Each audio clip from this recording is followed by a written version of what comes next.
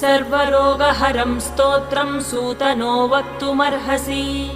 श्रीसूत उवाच शृणुध्वं ऋषयः सर्वे नैमिषारण्यवासिनः तत्त्वज्ञानतपोनिष्ठाः सर्वशास्त्रविशारदाः। स्वयंभुवा पुरा प्रोक्तं नारदाय महात्मने तदहं सम्प्रवक्ष्यामि श्रोतुं कौतूहलं यदि। ऋषय ऊचुः किमाह भगवान् ब्रह्मा नारदाय महात्मने।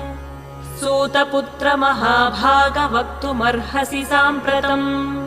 श्रीसूत उवाच दिव्यसिंहासनासीनं सर्वदेवैरभिष्टुतम् साष्टाङ्गं प्रणिपत्यैनं ब्रह्माणं भुवनेश्वरम्। नारदः परिपप्रच्छ कृताञ्जलिरुपस्थितः